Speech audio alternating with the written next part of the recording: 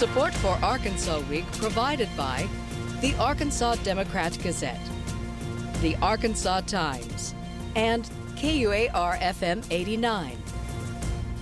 And hello again, everyone. Thanks very much for joining us. Abortion, stand your ground, COVID restrictions, executive authority, a new label for health care. We'll get to as much of it as we can. First, among the cruelties imposed by the pandemic, the loss of shelter.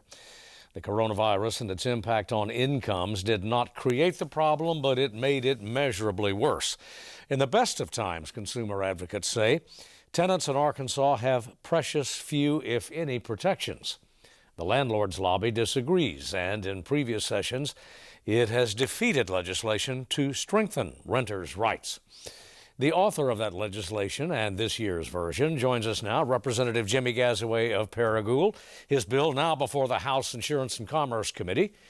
And its chairman is with us as well. Representative Mark Lowry of Maumelle joins us also. Gentlemen, thank you very much. Mr. Gasaway, I will start with you. I'll let you open for your bill. And also, if the opposition once again seems to be pretty formidable, your response. Do you have a shot at it this year? Well, I think we're in much better position than we were last year. If you look at the committee structure this year, given where we were last year, I think the committee, House Insurance and Commerce, is much more favorable to us this year. And I also think that the public awareness about the issue has grown. And so I think with those two things, but both the committee, the favorableness that we have this year, along with just the public awareness and also the awareness of just more members in the legislature about how far behind we are in Arkansas with respect to basic minimum standards of habitability. You know, we've been through this debate before, so I feel like that we're in a lot better position this year than we were last year. Well, in fact, has COVID made your position more favorable? Well, I think that I can see that going both ways. You know, in some respects, COVID has really intensified the impact on renters and their the issue of homelessness and them being evicted because they don't have a job, they can't pay their rent, they become evicted. Now they're homeless in the middle of a pandemic, and so obviously that's a concern. Well, on the other side of that, no, go ahead. I'm sorry. Well, on the other side of that equation, you have landlords who have been unable, you know, in a lot of cases, to get the rent that they need in order to meet their obligations. And so it's impacted renters and landlords, I think.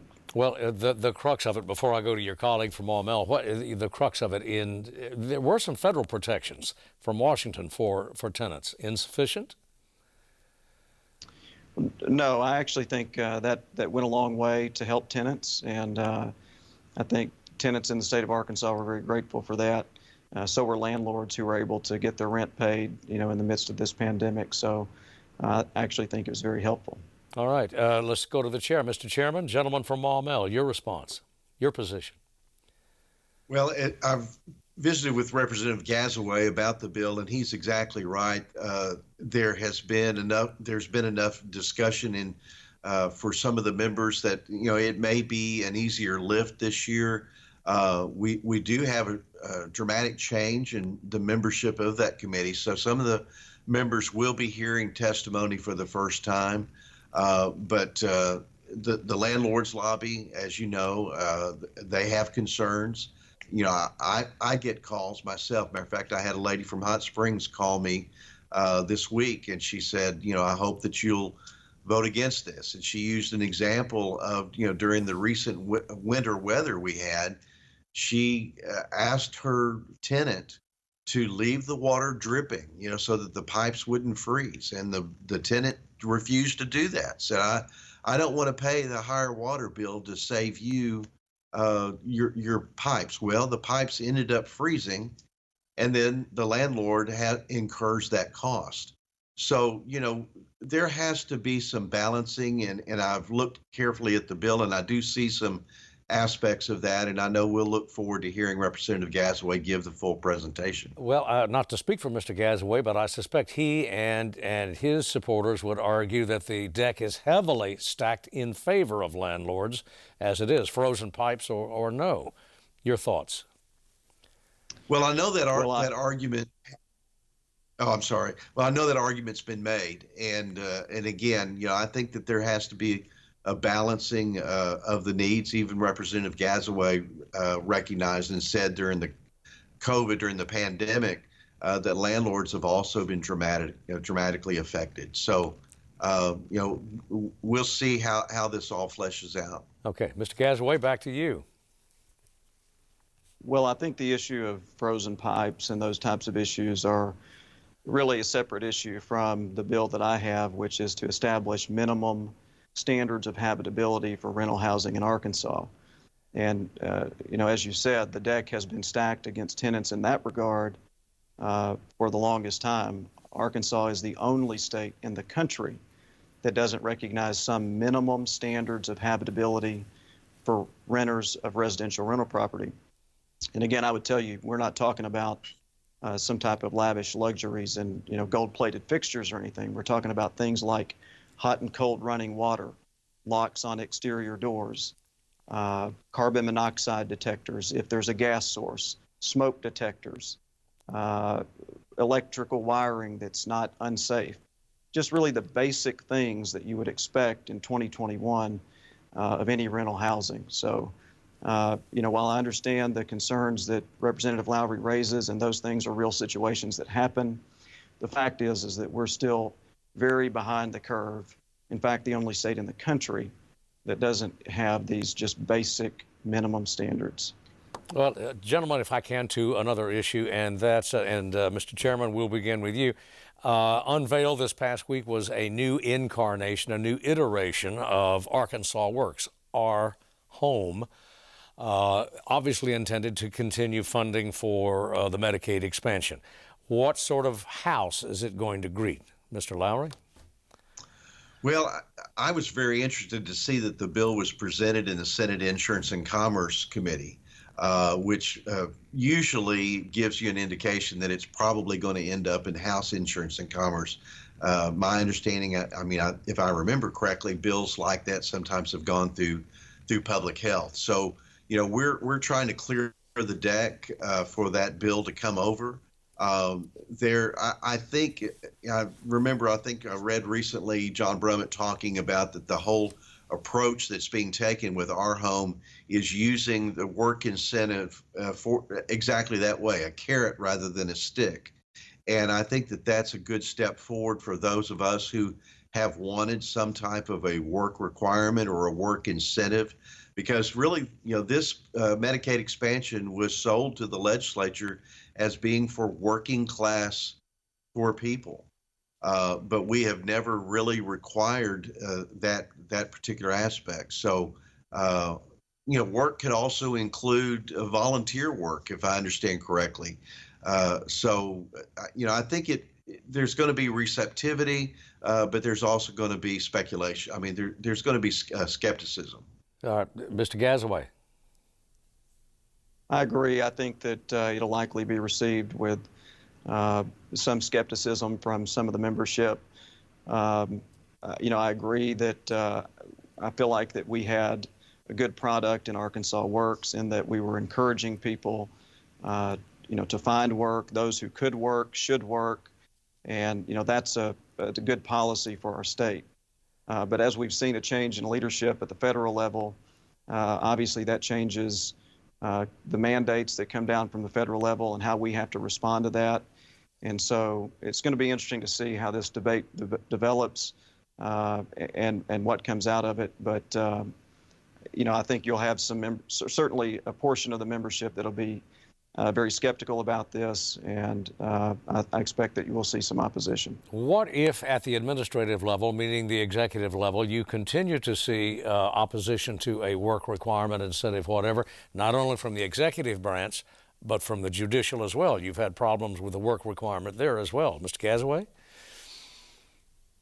Well, we'll just have to wait and see, I think, how that develops. But obviously, if that's the case, then we'll have to decide how to respond. I've heard in conversations there are some people, again, who have mentioned just going to a straight Medicaid option. I'm not advocating for that, certainly. I think to the extent that we can keep a work requirement, we should. But we have three separate branches of government. We have the executive branch, which, and certainly at the federal level, which dictates some of those issues. We have the judicial branch, whose opinions we're going to respect. And then, we have our legislative branch, where we'll try to form solutions, as the issues come to us. Yeah, Mr. Lowry, what at the end of the day, will the General Assembly, whatever the outcome of the legal or administrative appeals, simply take the money? Well, the real challenge here is passing the appropriation bill, which will take 75 votes in the House. Yes, sir. So we're not just talking about simple majorities. It's really going to come down. You can restructure the program all you want, but you still have to have that 3/4 vote in both the House and the Senate to approve the appropriation. As far as the work, it's exactly what it is. It's a work incentive. If I understand the bill correctly, if you're not meeting the work requirement or the work incentive, then you would have traditional Medicaid fee-for-service. If you do meet the work incentive, the carrot, so to speak, then you would be able to have the private insurance that we've been offering under Arkansas Works. Got to end it there, gentlemen, because we're simply out of time. We'll continue to watch. Come back soon. Thank you both for being on the broadcast. Thank you. Thank you. And we'll be right back.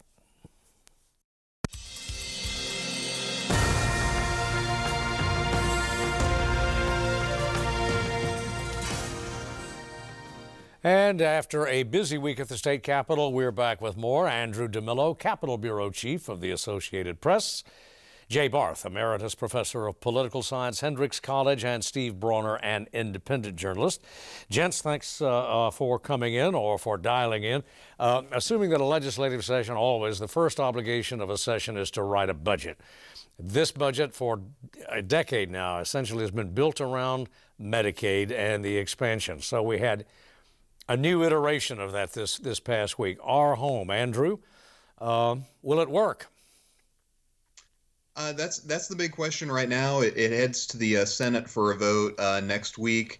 Like you said, this is the third iteration of the Medicaid expansion here, and Arkansas has to submit a new waiver because its current waiver expires at the end of the year.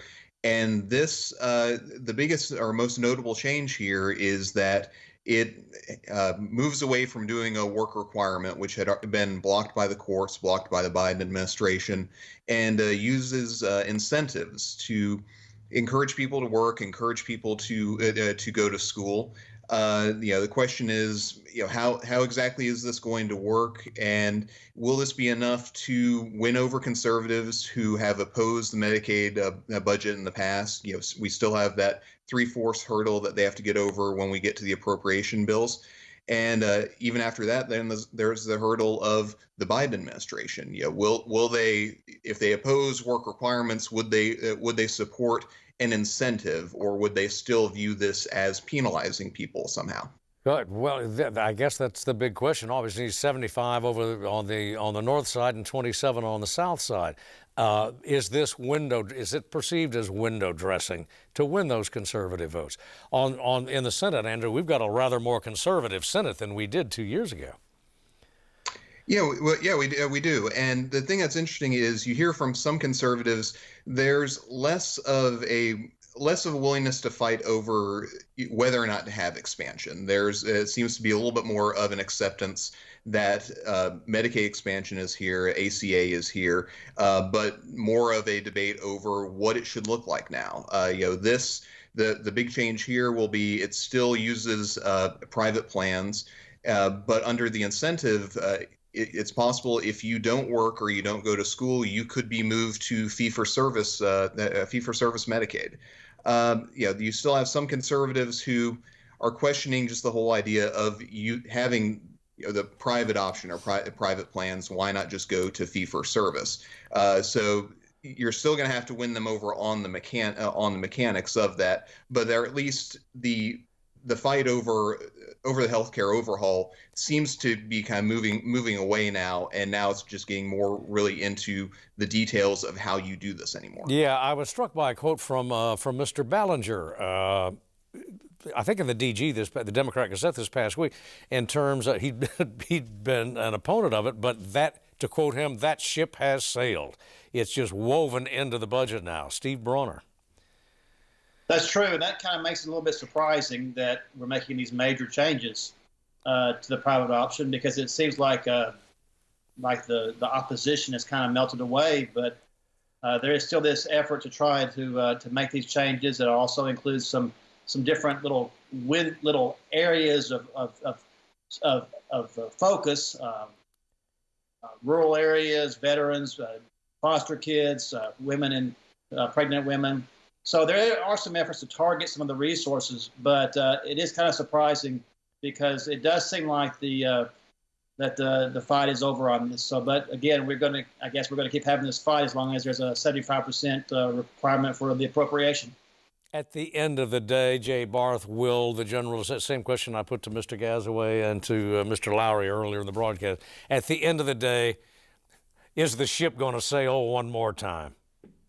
Yeah, I think the odds are very much so. I do think that there was a need to make a continued bow on the work requirements. I think it's been a key component of the Hutchinson mantra on this issue, really from the moment he became governor. He had that big press event in 2015 where he said he was still for this, for the private option, but he wanted work requirements. I think this is important for him.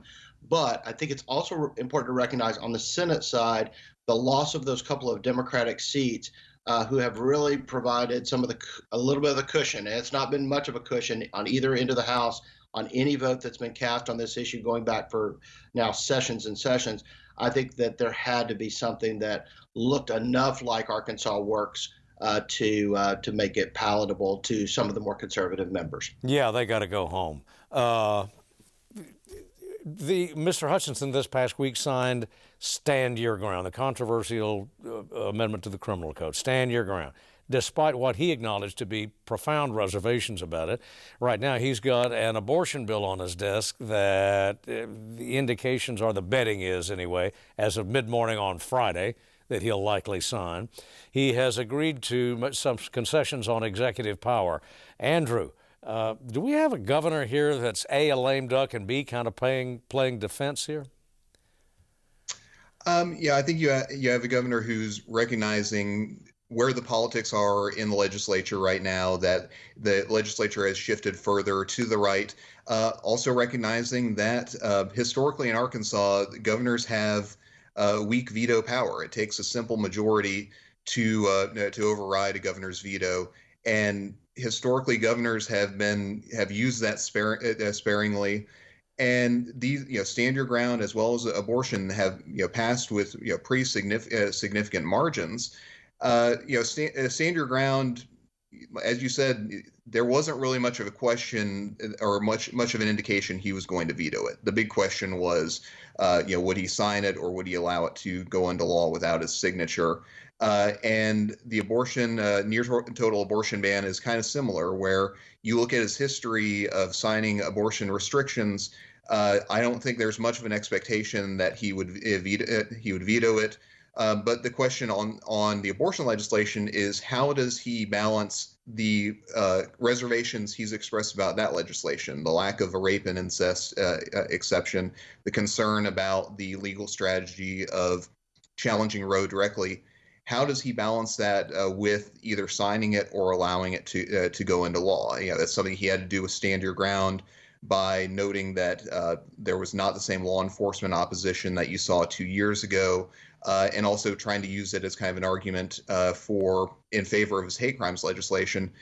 Similar with abortion, unless there's a surprise veto, there's going to have to be some explanation on how he balances that out. Yeah, Jay Barth, he's on a wire, walking a wire. Yeah, he is, and it's super fascinating. Andrew's totally right. Of course, the veto power is a very limited one.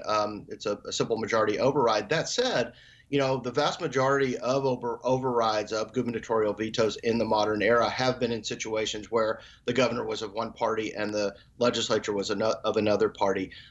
Here we have, I think, almost certain overrides of a governor if he were to take the step of vetoing, and he sent some very strong signals that he kind of feels like he should, but he's not going to because he knows the politics are so problematic. That just shows the lack of control he has within his own party.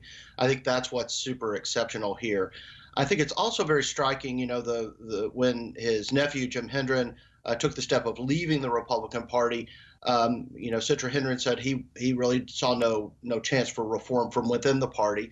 Governor Hutchinson issued a very nice press release about his nephew, but really sent the signal that he kind of agreed with his nephew, but he thought he could reform from within the party. Here we're seeing in this lack of action in standing up to the legislature, which I think is representative of that more extreme part of the Republican Party. The governor, it raises the question, where does the governor see his ability to really reform from within? Because it does feel like on these issues, he can make a clear case that these were out of step with legal precedent in the case of the abortion law, or where the Arkansas public is, based on a lot of public opinion polling on the issue of stand your ground and their attitude towards continued loosening of gun control, gun measures. So this is a very fascinating political moment for the Arkansas Republican Party and for this governor. Well, and it is also at times a very caustic time for the Arkansas Republican Party. Steve Brawner, some of these squabbles inside, the intra-party squabbles, intra-chamber, I'm thinking of the Senate specifically, are pretty brutal. And it's surprising because the Senate traditionally has been a pretty chummy place, but not now. Or at least there's a few obvious personality conflicts. And again, you have such a significant difference in opinion between the different ideological wings in the Senate right now. And one thing, number one, on signing these bills, the governor can count. If something passed with 70-something votes in the House and 20-something in the Senate, it only takes a majority to override his veto. Number two, he is on his last session. His powers are not at their height. Number three, he's exercised a lot of power in the past year, a lot. Unprecedented in my lifetime for a politician to have this much power over our lives. Not saying that's not a criticism, it's just a reality of what he's been through and what he's done. You're seeing pushback now from the legislature saying, we have three branches of government, we are a free society. Between all that, between the veto power being so weak, between him being in his last session, and between what he's done for the past year, it's going to be tough for him to veto anything right now. Yeah, well, Steve, you did the segue for me there. There has been significant pushback, and it continues unto this hour from the General Assembly on executive authority whether it's an emergency situation, COVID, or not. And Mr. Hutchinson would seem to be, he'd have little choice but to concur in some of that. Well, I am sure that over the past year, some of the things he's done has given him pause. This really is an unprecedented exercise of power, and he's not an autocrat. But at the same time, he's got to protect future governors from and their priorities and enable them to do what they have to do if we face this situation again. And again, he's got to go back to the same issue that I mentioned a minute ago, how he's got to deal with a legislature that's ready to push back. So between all those factors that are going on, it's not surprising to me that he's willing to sign on to the bill he's got, knowing it could be way worse. Yeah. Let's go back to Andrew. Way worse for him. Oh, yeah, Andrew. I think the legislation that we see moving through right now, it expands significantly the legislature's say in emergency declarations for public health emergencies, but it does not. There's still some limits to that expansion. It doesn't strip away the governor's powers, as I think some legislators would like to see. And the governor has said he'll sign this if it remains the same as what the Senate passed. Probably what's affecting that somewhat is he's already lifted most of the restrictions here. The mask mandate is still in effect at least through the end of the month. And you're seeing in several other red states, other governors lifting restrictions as well too, facing similar pressure. Even though you still have public health experts and CDC and others raising concerns that it's too early to ease back on some of these restrictions. So he's at a different point now than maybe 6 months ago in the fight over power, where it may be easier to go along with some of these changes. Yeah. But the big question is, if it becomes even more of a dire situation, and Arkansas needs to put these restrictions back in place. Jay Barth, 30 seconds remaining. Burn it up. Well, I'm fascinated about this session. It's these battles within the party, between parties, between personalities, between these branches of government, and it's a fascinating time. And it's all, I think that everything may be turned up a notch in terms of intensity because of the COVID atmosphere in which we're operating. The fact that the journalists are not there watching quite as closely as usual. The public's not as there watching quite as closely as public. I think there is a sense that legislators may have a feel that since they can get away with a little bit more, but doesn't set the stage for a healthy future for governance in Arkansas. Barth, Bronner, DeMillo, thanks very much for coming aboard, guys. We are simply out of time for this week. We'll be back in 7 days. Hope you will be too.